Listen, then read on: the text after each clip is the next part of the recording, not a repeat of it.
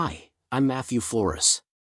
The day my father looked me in the eye and said I was no longer his son, my uncle stood right behind him with his hand on Dad's shoulder like a puppet master.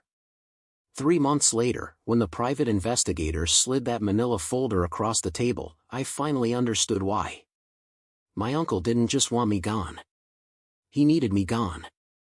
And the reason was buried in documents that went back 20 years, hidden behind smiles at family dinners and advice whispered in my father's ear late at night. They thought I'd disappear quietly. They were wrong. Before we jump back in, tell us where you're tuning in from, and if this story touches you, make sure you're subscribed because tomorrow, I've saved something extra special for you. The disowning happened on a Tuesday. I remember because Tuesdays were the days Dad and I used to grab breakfast at the diner off Route 9 before he'd head to the construction site. We'd done it for years, ever since I was old enough to sit across from him without needing a booster seat. But that Tuesday, there was no diner. Just his living room in Boulder Creek, the one that still smelled faintly of the lemon furniture polish Mom used before she passed. My Uncle Vincent sat in Dad's old recliner like he owned it, legs crossed, expression calm. Too calm. Dad stood near the fireplace, hands shoved deep in his pockets, shoulders hunched in a way I'd never seen before. He looked smaller somehow, like something inside him had caved in. I'd driven up from San Jose that morning because Dad had called the night before. His voice sounded strained, tired. He'd asked me to come by, said we needed to talk about something important. I figured it was about the business.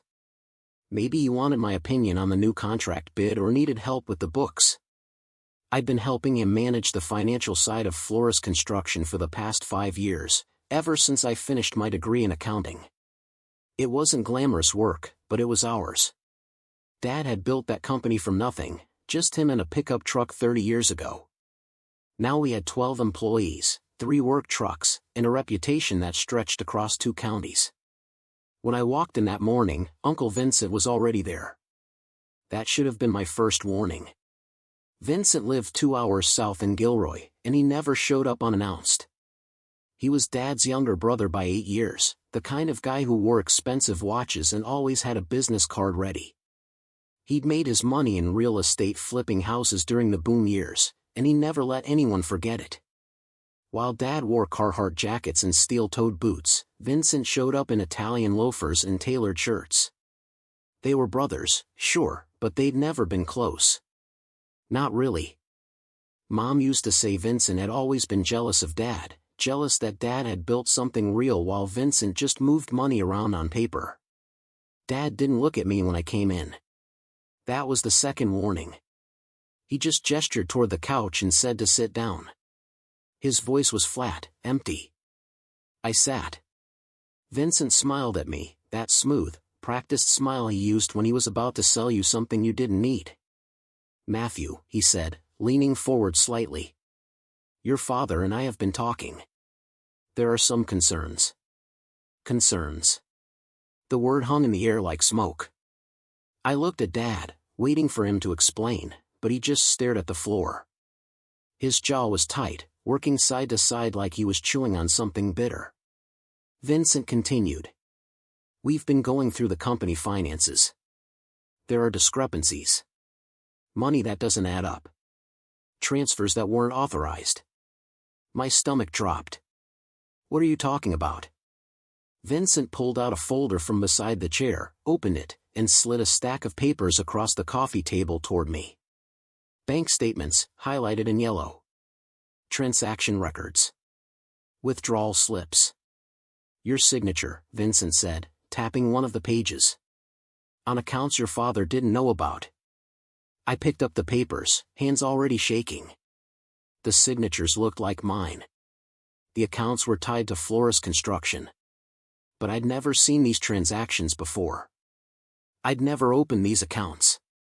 This is a mistake, I said, looking at Dad. I didn't do this. Dad finally looked up. His eyes were red, tired. He looked like he hadn't slept. Vincent's been showing me everything, Matthew. The offshore account. The shell company. The fake invoices. I felt the room tilt. What offshore account? What are you talking about? Vincent leaned back, folding his arms. Don't insult us, Matthew. We found the LLC you registered in Delaware. The consulting fees you've been billing the company for services that were never rendered. $23,000 over 6 months. Every word he said was a lie. Every single one. But the documents in my hands looked real. The signatures looked real. And my father, the man who taught me how to swing a hammer and read a blueprint, was believing it. Dad, I said, my voice cracking. I didn't steal from you. I would never. He shook his head slowly. I trusted you. I gave you access to everything. Vincent stood up, brushing invisible lint off his slacks. I think it's best if Matthew leaves, he said quietly. This is already hard enough. I stood too, the papers falling from my lap onto the floor. You're going to believe him over me? I said, louder now. Dad, he's lying. Look at me. Dad turned away, facing the fireplace. His shoulders shook once, just once. I can't do this right now, he said.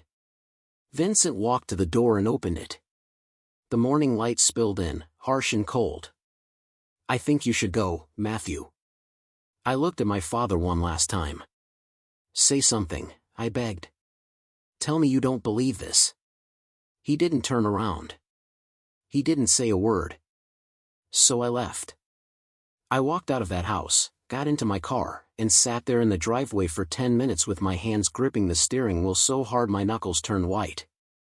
My phone buzzed. A text from Dad. Don't contact me again. I need time to figure out what happens next. That was it. No explanation. No chance to defend myself. Just silence. I drove back to San Jose in a fog. My apartment felt too quiet when I got there, too empty. I pulled out my laptop and started going through every file I had related to the company. Every spreadsheet, every receipt, every email. I searched for anything that might explain what Vincent had shown my father. There was nothing. No offshore accounts. No shell companies. No fake invoices. I didn't sleep that night. Or the next. I kept replaying the conversation in my head, trying to find the moment where it all went wrong, trying to understand how my own father could look at me like I was a stranger. By the end of the week, I'd been locked out of the company accounts. My access to the business email was revoked. My name was removed from the bank signatories. I called Dad 4 times. He didn't answer. I texted. Nothing. I even drove back up to Boulder Creek and knocked on his door. No one answered, but I knew he was inside. I could see his truck in the driveway. Vincent had won. Whatever game he was playing, he'd won. And I didn't even know the rules. 2 weeks passed. I tried to keep my life together, tried to go to my part-time bookkeeping job for a local restaurant, tried to pretend everything was fine. But I was unraveling. I'd lost my father. I'd lost the business we'd built together. And worst of all, I'd lost the truth.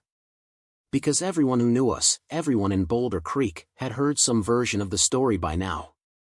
Matthew Flores stole from his own father. Matthew Flores betrayed the family. I stopped going to the grocery store in town. Stopped answering calls from old friends. I became a ghost in my own life. Then one night, I got a call from a number I didn't recognize. I almost didn't answer. But something made me pick up. Matthew Flores? A woman's voice asked. Yes. My name is Carmen Reyes. I'm a private investigator. I've been looking into your family's business, and I think you need to hear what I found. I sat up straighter. Who hired you? She paused. Your mother did. Before she passed. My mother had been gone for 3 years. She died suddenly, an aneurysm, no warning. It had shattered my father.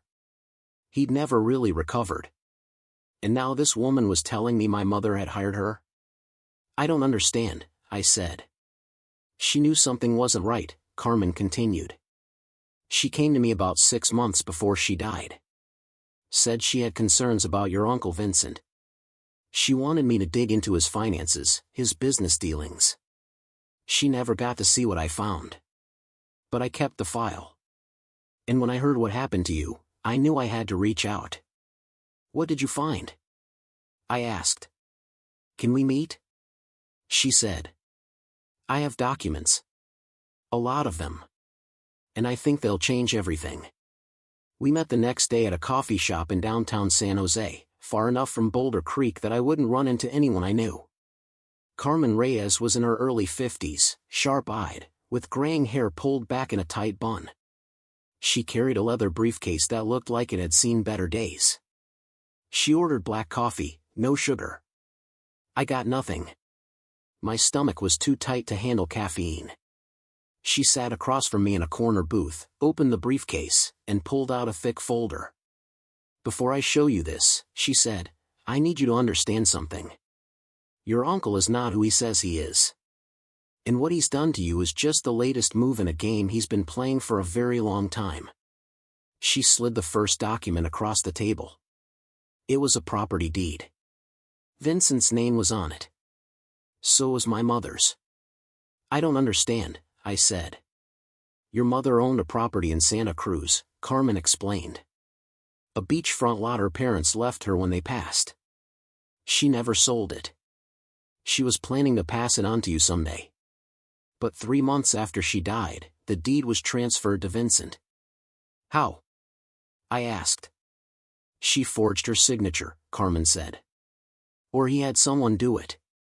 I have the original deed here, the one your mother signed years ago, and I have the transfer document. The signatures don't match. I ran it past a forensic document examiner. It's fake. My hands started shaking again. Why would he do that? Because that property is worth over $1 million now, Carmen said. And your uncle needed money. She pulled out more documents. Bank records. Loan statements. Court filings. Your uncle's real estate business collapsed 5 years ago. He's been drowning in debt ever since. He took out loans he couldn't repay. Mortgaged properties that weren't worth half of what he claimed. He's been one step away from bankruptcy for years. The property he stole from your mother kept him afloat. But it wasn't enough. She pulled out another set of papers. These are from Flores Construction. Your father's company. Over the past 2 years, Vincent has been skimming money. Small amounts at first, then larger. He'd make up fake vendor invoices, route payments to shell companies he controlled, then move the money offshore. Your father never noticed because he trusted Vincent to help with the books after your mother died. And Vincent made sure to cover his tracks. I stared at the papers. The same invoices Vincent had accused me of creating. The same offshore accounts. The same shell company. It wasn't me. It was him. Carmen nodded. He set you up. He knew your father was starting to ask questions, starting to notice the missing money. So Vincent manufactured evidence, put your name on it, and convinced your father you were the thief. That way, he could push you out, take over the financial side of the business completely, and keep stealing. I felt sick. How much? How much did he take? Carmen flipped through the records. Close to $70,000 over 2 years. And he's not done. If you don't stop him, he'll bleed that company dry. Then he'll disappear, and your father will be left with nothing. I sat back, trying to process it all. My mother had known. She'd seen something in Vincent, some crack in the mask, and she'd tried to investigate before it was too late. But she died before she could finish. And Vincent had moved fast, stealing her property, manipulating my father, and finally eliminating the one person who could expose him. Me. What do I do? I asked. Carmen closed the folder. You take this to your father. You show him everything. And if he doesn't believe you, she said, meeting my eyes, you take it to the police.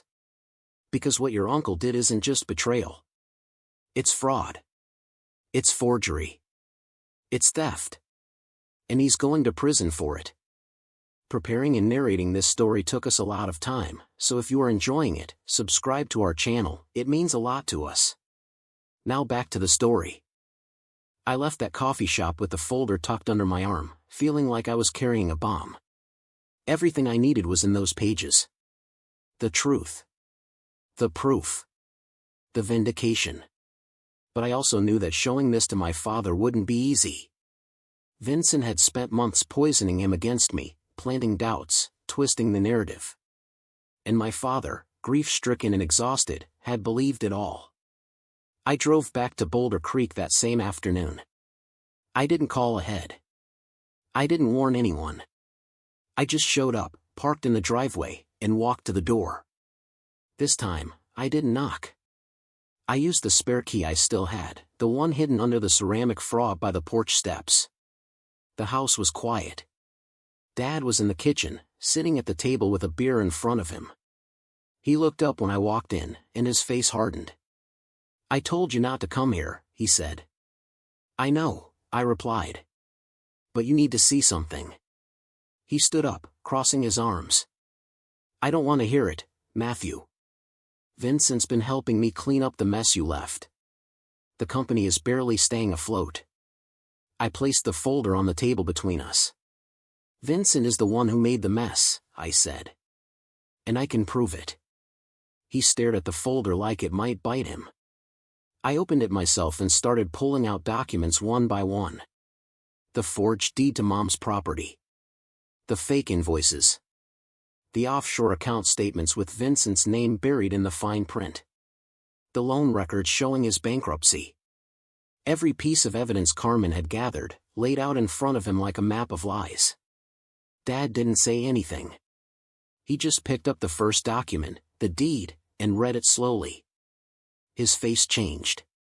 The hardness cracked. His hands started to shake. "Where did you get this?" he asked quietly. "Mom hired a private investigator before she died," I said. "She knew something was wrong with Vincent. She was trying to protect you. Protect us." He picked up another document. Then another. I watched his face shift from confusion to disbelief to something darker. Anger. The kind of anger that burns cold and quiet. He sat down heavily, still holding the papers. "Vincent did this? All of it?" I nodded. "He set me up, Dad. He made you think I stole from you so he could keep stealing himself. And he stole from Mom too. That property in Santa Cruz was supposed to be mine. He forged her signature and sold it." Dad's jaw tightened. He set the papers down carefully, like they were fragile. Then he stood up and walked to the window, looking out at the yard. For a long time, he didn't say anything. I just waited. Finally, he spoke. "I should have known," he said, voice rough. "I should have seen it. He's my brother. I wanted to believe he was trying to help after your mother passed. I was so lost, Matthew. I couldn't think straight. And he was there, every day, telling me he'd take care of things. Telling me you were pulling away, that you were angry about the will, that you were acting strange. I believed him because I didn't want to believe I'd lost you too." His voice broke on the last words. "I'm sorry," he said, still facing the window. "I'm so sorry, son." I crossed the room and stood next to him. "It's not your fault," I said. "Vincent knew exactly what he was doing. He's been planning this for years." Dad turned to look at me, eyes red. "What do we do now?" "We take this to the police," I said. "And we take back what's ours." The next day, we walked into the Boulder Creek Police Department together. Dad carried the folder. I carried the weight of 3 months of silence. The officer at the desk listened to our story, took the documents, and called in a detective. Detective Maria Ortega, mid-40s, no-nonsense expression, listened without interrupting. When we finished, she leaned back in her chair and said, "This is going to take time. Fraud cases like this, especially involving family, they're complicated. But if what you're showing me is accurate, your uncle is looking at multiple felonies. She took copies of everything, told us she'd be in touch, and sent us home. The waiting was the hardest part. Days turned into weeks. Vincent didn't know we'd gone to the police yet. He kept calling Dad, kept showing up at the house, kept playing the role of helpful brother. Dad played along, pretending nothing had changed. It killed him. I could see it in his eyes every time Vincent walked through the door. Then one morning, Detective Ortega called. "We're bringing him in today," she said. "I wanted you to know." They arrested Vincent at his house in Gilroy. Fraud, forgery, embezzlement. The charges stacked up like bricks. When they searched his home office, they found more evidence. Fake documents. Burner phones. Records of other properties he'd scammed. It turned out my family wasn't the only one he'd stolen from. There were others. Business partners. Friends. Even an elderly couple in Monterey he'd convinced to invest in a development project that never existed. Vincent wasn't just a thief. He was a con artist. And he'd been running schemes for over a decade. The trial took 6 months. Vincent hired an expensive lawyer, tried to claim it was all a misunderstanding, tried to paint himself as the victim of a vengeful nephew. But the evidence was overwhelming. The jury took less than 3 hours to convict him on all counts. He was sentenced to 8 years in state prison. Restitution was ordered for every victim, including my father and my mother's estate. The property in Santa Cruz was returned to our family. Vincent's assets were seized and liquidated. He lost everything. And honestly, I felt nothing watching him get led away in handcuffs. No satisfaction. No revenge. Just exhaustion. Dad and I rebuilt what we could. The company survived, barely. We lost some clients during the chaos, but others stayed loyal. We hired a new accountant, put better safeguards in place, and slowly started to recover. But the damage Vincent caused wasn't just financial. It was deeper than that. Dad blamed himself for years. He'd go quiet sometimes, staring off into space, and I knew he was thinking about all the moments he'd chosen to believe Vincent over me. We didn't talk about it much. We didn't need to. The work of rebuilding trust wasn't in words. It was in showing up. It was in the quiet mornings at the diner, the ones we started doing again. It was in the way he'd ask my opinion on bids and listen when I answered. It was in the way he kept Mom's photo on his desk at the office, right next to the new framed picture of the two of us at the site of our biggest project. I think about my mother sometimes, about the fact that she saw the truth before any of us did. She'd known Vincent was dangerous. She'd tried to protect us even knowing she might not be there to see it through. That's the kind of love that doesn't die with someone. It echoes. It waits. And when the moment comes, it speaks. I never got to thank her. But I made a promise at her grave one quiet Sunday afternoon, 6 months after Vincent was sentenced. I promised I'd never let anyone erase me again. That I'd fight for the truth no matter how ugly it got. That I'd protect what she built, what Dad built, what we built together. Vincent writes letters from prison sometimes. They show up in Dad's mailbox every few months. Dad doesn't open them. He just hands them to me, and I throw them away. There's nothing Vincent can say that we need to hear. His voice doesn't matter anymore. The only voices that matter are the ones that told the truth. Carmen Reyes became a friend. She still checks in on us, makes sure we're doing okay. She never charged us for the work she did after my mother passed. Said it was the right thing to do. I don't know if I believe in fate or destiny or any of that. But I believe some people come into your life exactly when you need them. And Carmen was one of those people. As for me, I'm still here. Still working alongside my father. Still showing up every day to build something honest. The scars haven't disappeared. I don't think they ever will. But they remind me of what I survived. And more importantly, who stood by me when it mattered. My father didn't just lose a brother. He lost the version of himself that could be manipulated. And in a strange way, that made him stronger. Made us both stronger. We don't talk about Vincent anymore. His name doesn't come up at family dinners or company meetings.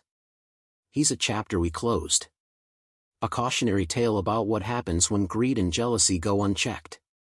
But this story isn't really about him. It's about what you do when someone tries to bury you. When they take everything you've built and set it on fire. When they turn the person you love most against you. You dig. You fight. You find the truth. And you don't let go until everyone sees it. Because the truth has a way of surviving. Even when it's hidden. Even when it's buried under lies and forged signatures and manufactured evidence. It waits.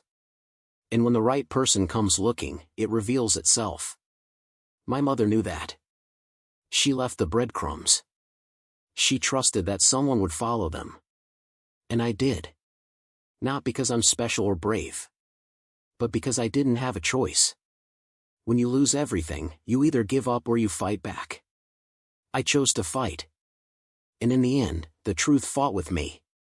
The months following Vincent's arrest felt like living in the aftermath of an earthquake. The ground had stopped shaking, but everything remained unstable, fragile.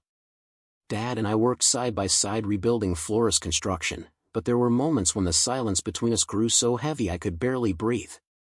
He'd look at me across the office desk, open his mouth like he wanted to say something, then close it again and return to his paperwork. The apology he'd given me that day in his living room hadn't been enough to erase the 3 months I'd spent as a ghost in my own family. And we both knew it. Carmen Reyes became more than just the investigator who'd saved my life. She became the person I called when the weight got too heavy, when I needed to talk to someone who understood what it meant to fight for truth in a world built on lies. We'd meet for coffee every few weeks, always at the same corner shop in San Jose, always at the same table by the window. She never charged me for her time. Said she'd seen too many families destroyed by people like Vincent, and if she could help one person put the pieces back together, that was payment enough. One afternoon about 4 months after the trial, she showed up with a different look on her face. Not quite worried, but cautious. Like she was carrying information she wasn't sure how to deliver. I ordered my usual black coffee and sat down across from her. She stirred her tea slowly, choosing her words carefully. "Matthew," she said finally, "I need to tell you something. And you're not going to like it." My stomach tightened. "What is it?" She pulled out a thin folder from her bag, much smaller than the one she'd given me before. "I've been keeping tabs on Vincent's case. Making sure everything was processed correctly, that restitution was being handled properly. And I found something strange." She slid a document across the table. It was a visitor log from the county jail where Vincent had been held before his transfer to state prison. I scanned the names. Most were his lawyer. A few were people I didn't recognize. Then I saw one that made my blood run cold. My father's name. 3 visits. All within the first month after Vincent's arrest. I looked up at Carmen. "Dad visited him?" She nodded slowly. "I don't know what they talked about. Those conversations aren't recorded unless they're with legal counsel. But I thought you should know." I sat back, the coffee turning sour in my mouth. Why would he visit Vincent after everything he did? Carmen folded her hands on the table. "That's what you need to ask him." I drove straight to Boulder Creek after leaving the coffee shop. I didn't call ahead. Didn't give Dad time to prepare an answer. I just walked into the house and found him in the garage, organizing tools on the pegboard wall. The radio was playing classic rock, and he was humming along, looking more relaxed than I'd seen him in months. He turned when he heard me come in, smiled. "Hey, Matthew. Didn't expect you today." "We need to talk," I said. His smile faded. He set down the wrench he'd been holding. "What's wrong?"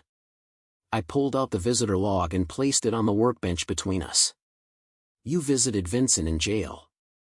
3 times. He went very still." His eyes moved from the paper to my face and back again. "Who told you that?" "Carmen. She's been monitoring the case." Dad let out a long breath and ran his hand through his hair. That look I'd seen so many times before, the one that meant he was searching for the right words and couldn't find them. I needed answers, he said finally. Answers? I repeated, my voice rising. About what? He turned away from me, facing the pegboard wall. About why? Why he did it. Why he hated me enough to destroy everything. I felt anger rising in my chest, hot and sharp. And what did he tell you? Dad was quiet for a long moment. He said he never hated me. Said he was desperate.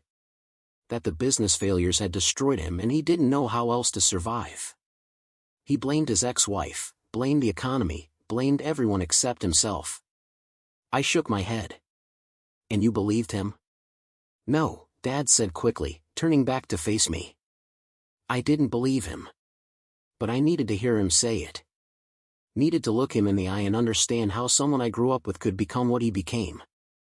I wanted to yell. Wanted to tell him that visiting Vincent was a betrayal, that it proved some part of him still cared about his brother more than he cared about me. But I saw the exhaustion in his face, the way his shoulders sagged under the weight of everything we'd been through. He wasn't visiting Vincent out of love. He was visiting him to find closure. To understand the unthinkable. Why didn't you tell me? I asked, my voice softer now. Because I knew how it would look, Dad said. I knew you'd think I was choosing him again. And I couldn't risk losing you twice, Matthew. Not after what I already put you through. We stood there in the garage, the radio still playing softly in the background, and for the first time since this whole nightmare began, I saw my father not as the man who'd failed me, but as a man who was struggling just as much as I was to make sense of the wreckage. I'm not going back there, Dad said. To see him. I got what I needed. I know now that the brother I grew up with is gone. Maybe he was never really there to begin with. And I'm done trying to find him. I nodded slowly. Okay. That's all I needed to hear. Things shifted after that conversation. Not dramatically, but in small, quiet ways. Dad started asking me how I was doing. Not about work, not about the business, but about me. Whether I was sleeping okay. Whether I'd talked to any friends lately. Whether I was taking care of myself. It was strange at first, uncomfortable even, because we'd never been the kind of family that talked about feelings. But slowly, I started answering honestly. Started telling him when I had bad days, when the anger crept back in, when I couldn't stop thinking about the moment he'd told me to leave his house. And he listened. Really listened. Not to fix it or explain it away, just to hear it. One evening about 6 months after Vincent's sentencing, Dad asked me to take a drive with him. He didn't say where we were going, just told me to get in the truck. We drove north out of Boulder Creek, past the redwood groves and up into the hills where the air got thinner and the views stretched for miles. He pulled off onto a dirt road I'd never noticed before, drove another quarter-mile, and parked near a clearing overlooking the valley below. The sun was starting to set, painting the sky in shades of orange and deep purple. We got out and stood at the edge of the clearing, looking out over the landscape. Your mother and I used to come here, Dad said after a while. When things got hard. When we needed to remember why we were doing all of it. The work, the business, the sacrifices. We'd stand right here and talk about you. About the future we were building for you. I didn't say anything. Just let him talk. She always believed in you, he continued. Even when you were struggling in school, even when you couldn't figure out what you wanted to do with your life, she never doubted you'd find your way. She used to say you had a quiet strength. The kind that doesn't show up loud and fast, but steady. The kind that lasts. He turned to look at me. I forgot that, Matthew. When Vincent started whispering in my ear, planting doubts, I forgot what your mother always knew. And I'm sorry. I've said it before, but I need you to hear it again. I'm sorry I forgot who you are. I felt the tightness in my throat, the sting behind my eyes. It's okay, Dad. He shook his head. No, it's not. But maybe someday it will be. We stood there until the sun disappeared completely and the stars began to emerge, bright and countless above us. On the drive back, neither of us spoke. But it felt different than the silences before. This one didn't carry weight. It carried peace. Work became easier after that. Not because the jobs got simpler or the money flowed better, but because the tension that had lived between us finally started to dissolve. We fell back into our rhythm, the one we'd had before Vincent had poisoned everything. Dad would sketch out plans for a new build, and I'd run the numbers. He'd handle the crews and the clients, and I'd manage the books and the bids. We weren't just co-workers anymore. We were partners again. And slowly, the name Flores Construction started to mean something solid again in the community. People who'd pulled their contracts during the scandal began to come back. They'd heard about the trial, heard about Vincent going to prison, and they wanted to support us. One client, an older woman named Mrs. Chin who'd hired us to renovate her kitchen years ago, told us she'd always known we were good people. Said she could see it in the way we worked, the care we put into every detail. That kind of faith, especially after everything, meant more than any dollar amount. But just when things started to stabilize, a new problem emerged. It started with a phone call from Detective Ortega. She asked if I could come down to the station, said there was something she needed to discuss in person. I went the next morning, anxiety already building in my chest. When I arrived, she led me to a small conference room and closed the door behind us. "We've uncovered something new in Vincent's case," she said, pulling out a file. During the asset seizure, forensic accountants found additional offshore accounts we didn't know about. Money that wasn't included in the original restitution order. "How much?" I asked. She slid a paper across the table. "Close to 200,000. My eyes widened. "Where did it come from?" "That's the complicated part," Detective Ortega said. "Some of it came from your father's business, more than we initially thought. But a significant portion came from other sources. Properties Vincent sold that didn't belong to him. Investments he made with stolen funds. It's going to take months to untangle. And in the meantime, there are other victims coming forward. People who didn't know about the original trial. People who lost money to schemes we're just now discovering."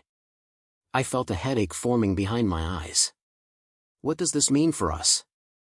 "It means the case is being reopened," she said. "Vincent will face additional charges. And depending on what we find, his sentence could be extended. But it also means more media attention. More people asking questions. I want you and your father to be prepared." I drove home slowly, dreading the conversation I'd have to have with Dad. When I told him that evening, he sat down heavily at the kitchen table and put his head in his hands. "I thought this was over," he said quietly. "I thought we could finally move on." "We will," I said. "But we have to get through this first." The news broke 2 weeks later. Local man faces new charges in expanding fraud case. The story ran in the Santa Cruz Sentinel and got picked up by smaller outlets throughout the county. Suddenly, people were talking about Vincent again. About our family. About the business. We started getting calls from reporters asking for comments, from lawyers representing new victims, from people who just wanted to hear the drama firsthand. Dad stopped answering his phone. He'd see a number he didn't recognize and let it go to voicemail. I handled most of the inquiries, kept the responses short and professional. "No comment. Please direct all questions to our attorney. We're focused on moving forward." But the constant attention wore us down. It felt like we were trapped in a nightmare that kept resetting, forcing us to relive the trauma over and over. I started having trouble sleeping again. I'd lie awake at night replaying the trial, the confrontation with Dad, the moment I'd read through Carmen's documents for the first time. My mind wouldn't shut off. One particularly bad night, around 2 a.m, I gave up on sleep entirely and drove to the office. I sat in the dark, staring at the blueprints spread across the desk, and let the exhaustion wash over me. That's when I heard the door open. I turned, expecting to see Dad, but it was someone else. A man I didn't recognize, mid-30s, wearing a jacket too heavy for the mild weather. He looked around the office, spotted me, and walked over. "Matthew Flores?" he asked. I stood up, immediately on guard. "Who's asking?" "My name is David Pena," he said. "I'm Vincent's son." The room seemed to tilt. I'd known Vincent had a son from his first marriage, but I'd never met him. Vincent rarely talked about his past, and when he did, it was always vague, dismissive. David had been cut out of Vincent's life years ago, or so I'd thought. "What are you doing here?" I asked. David held up his hands. "I'm not here to cause trouble. I just needed to talk to you. About my father. About what he did." I didn't move. Didn't invite him to sit. I just waited. David took a breath. "I haven't spoken to Vincent in over a decade. He walked out on my mom and me when I was 12, moved up here to start a new life, and never looked back. No child support. No phone calls. Nothing. When I heard about the trial, about what he did to you and your family, I wasn't surprised. That's who he's always been. A man who takes what he wants and disappears." "Why are you telling me this?" I asked. "Because I wanted you to know you're not alone," David said. "He destroyed my family too. And I've spent years trying to understand why. Trying to figure out if it was something I did, something my mom did, something that could have been prevented. But it wasn't. It was just him. Who he chose to be." We stood there in the darkened office, two people connected by the same poison, and for the first time, I didn't feel completely isolated in my anger. "You didn't deserve what he did to you," David continued. "And neither did your dad. I just wanted to say that. To let you know that some of us see the truth." He turned to leave, then paused at the door. "If you ever need someone to talk to, someone who gets it, call me." He left a business card on the desk and walked out. I picked up the card, turned it over in my hands, and felt something shift inside me. The anger I'd been carrying started to change shape. It wasn't just about me anymore. It was about everyone Vincent had hurt. Every family he'd shattered. Every lie he'd told. The next morning, I called Carmen. "I need you to find everyone," I said. "Everyone Vincent scammed, everyone he hurt. I want to know their names, their stories." She was quiet for a moment. "Why?" "Because they deserve to know they're not alone," I said. "And because Vincent needs to face every single one of them." Carmen took on the task with the same intensity she brought to my mother's case. Over the next 2 months, she tracked down 12 more victims. Some were business partners Vincent had cheated. Others were friends he'd borrowed money from and never repaid. One was an elderly veteran who'd trusted Vincent to invest his pension and lost everything. Carmen compiled their stories into a comprehensive report and handed it over to Detective Ortega. The prosecution used it to build an even stronger case against Vincent. And when the new charges were filed, the judge allowed victim impact statements. We all showed up. Me, Dad, David, and 8 others who'd been brave enough to come forward. One by one, we stood in that courtroom and told our stories. The veteran spoke about losing his home. A former business partner talked about bankruptcy. David described growing up without a father and then discovering that father had built a new life by destroying others. When it was my turn, I didn't talk about the money or the business. I talked about the 3 months I'd spent erased. About what it felt like to lose my father because of lies. About my mother's intuition, the way she'd known something was wrong and tried to protect us even as she was dying. I looked directly at Vincent as I spoke. He didn't look back. Just stared at the table in front of him, jaw tight, hands folded. When I finished, the courtroom was silent. The judge took a moment, then spoke. "Mr. Keene, you have caused immeasurable harm to countless people. You have betrayed family, friends, and strangers alike. And you have shown no genuine remorse. I am adding 6 years to your original sentence. You will serve a total of 14 years in state prison." Vincent's lawyer started to object, but the judge cut him off. This court is adjourned. As they led Vincent out, he finally looked at me. Just for a second. And in that second, I saw nothing. No regret, no anger, no recognition. Just emptiness. And that, more than anything, told me who he really was. A man incapable of seeing the destruction he caused. A man who would never change.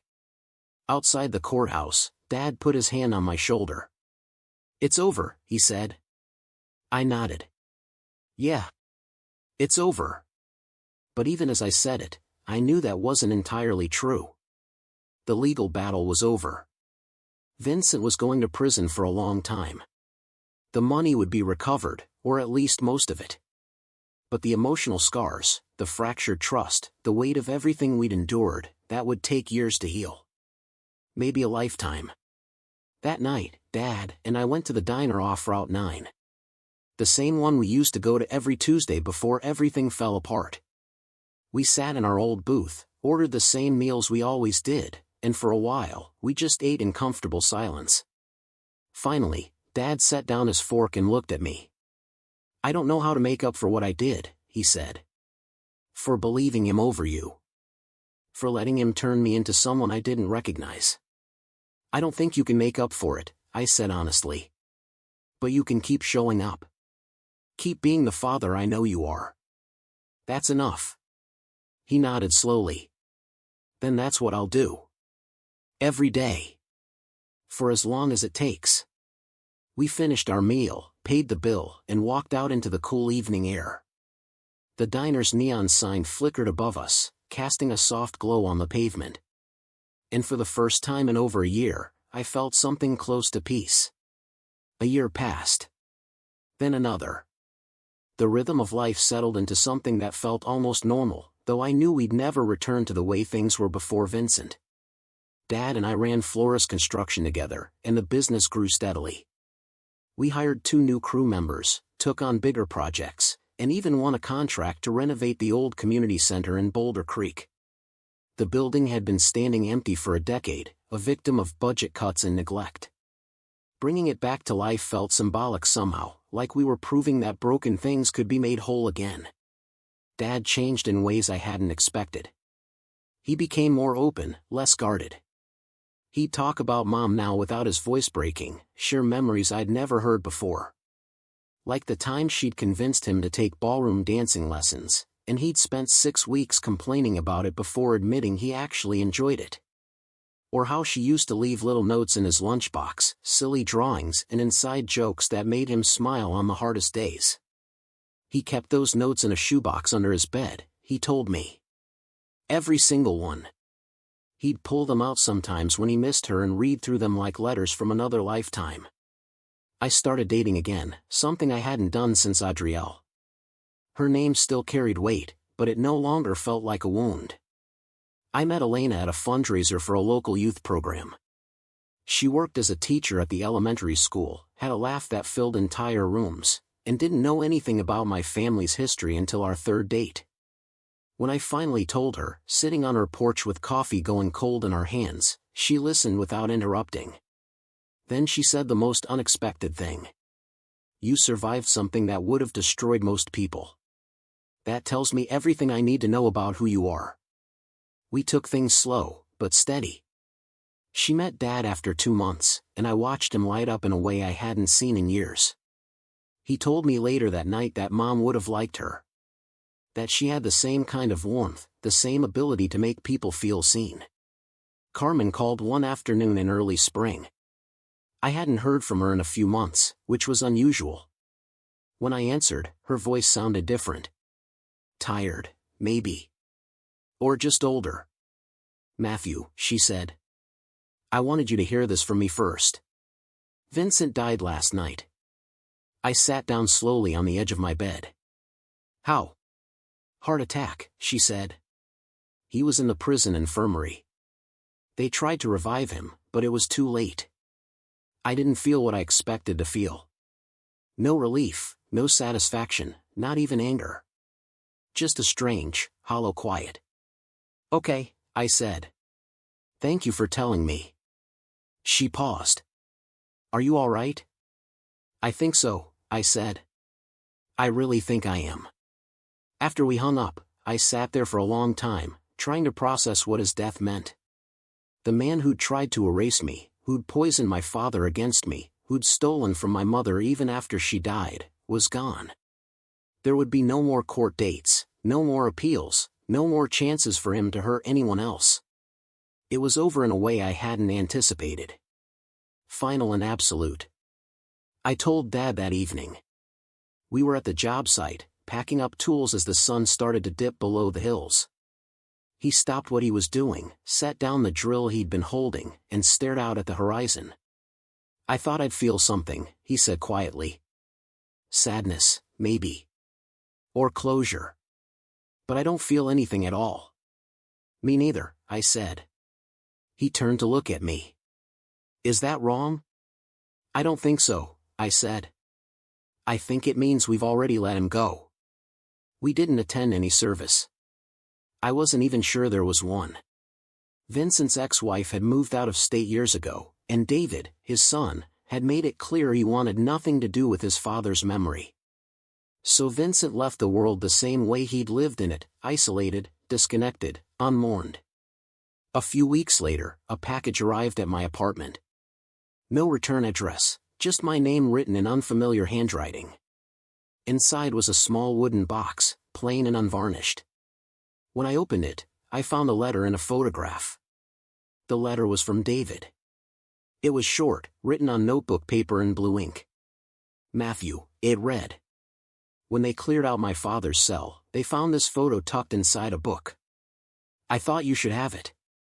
I don't know why he kept it. Maybe some part of him remembered what he'd lost. Or maybe he just liked to look at what he'd destroyed. Either way, it's yours now. Take care. The photograph was old, faded at the edges. It showed Vincent and my father as young men, maybe in their 20s, standing in front of a half-built house. They were smiling, arms around each other's shoulders, covered in sawdust and sweat. On the back, someone had written in pencil, "First job. First dream." I stared at that photo for a long time, trying to reconcile the man in the picture with the one who'd tried to ruin us. Somewhere along the way, Vincent had become someone else. Or maybe he'd always been that person, and the smile in the photo was just another lie. I put the picture in a drawer and closed it. Some questions didn't have answers. Some people were just broken in ways that couldn't be fixed. Life continued. The community center project finished ahead of schedule, and the mayor held a ribbon-cutting ceremony.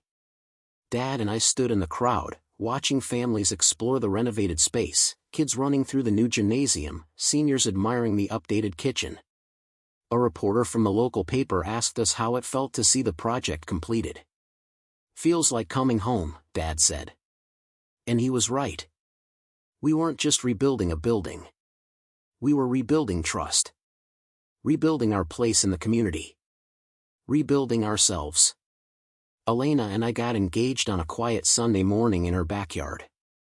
No grand gesture, no elaborate plan. Just the two of us, coffee, and a simple question. She said yes before I even finished asking. Dad cried when we told him. Happy tears, the kind he used to hide but didn't anymore. The wedding was small, held in the clearing where Dad used to take Mom, the one overlooking the valley. Carmen came. David came. The crew from Flores Construction came. Mrs. Chen brought homemade dumplings and a toast that made everyone laugh and cry at the same time. As I stood there watching the sun set over the hills, Elena's hand in mine, I thought about everything that had led to this moment. The betrayal. The erasure. The fight to reclaim my name.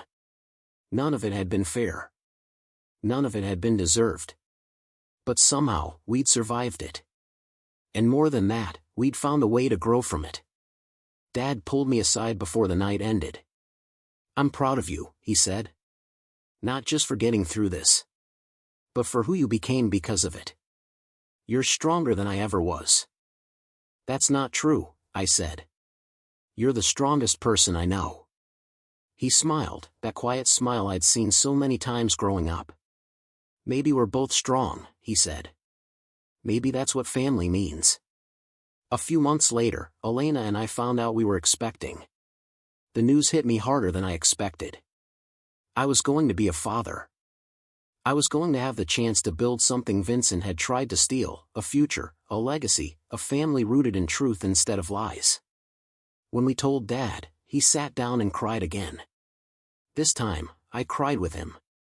Not from sadness, but from the overwhelming weight of knowing we'd made it.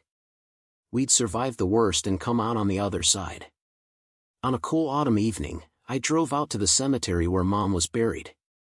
I hadn't been in a while, caught up in work and wedding plans and life. But I needed to tell her. Needed her to know, even if she couldn't answer.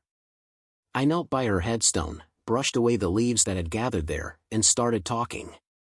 Told her about Elena, about the baby, about Dad, and how he'd changed. Told her about Vincent's death and the strange emptiness it left behind. Told her about the business, the community center, the way Boulder Creek had welcomed us back. And then I told her the most important thing. You were right, I said. About the quiet strength. About not giving up. About everything. I wish you were here to see it. But I think maybe you already do. The wind picked up, rustling through the trees, and for just a moment, I felt her presence.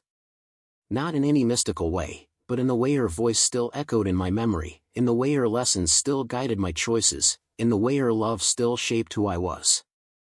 I stood up, placed my hand on the cold stone, and made a promise. I'll make sure our child knows you, I said. Knows your strength, your kindness, your courage. Knows that you're the reason we survived. As I walked back to my car, the sun setting behind me, I realized something. Vincent hadn't won. He tried to erase me, tried to destroy my family, tried to take everything we'd built. But he'd failed.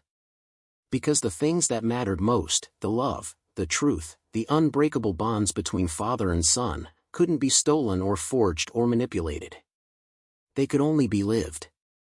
And we were still living them. Every single day. Up next, you've got 2 more standout stories right on your screen. If this one hit the mark, you won't want to pass these up. Just click and check them out.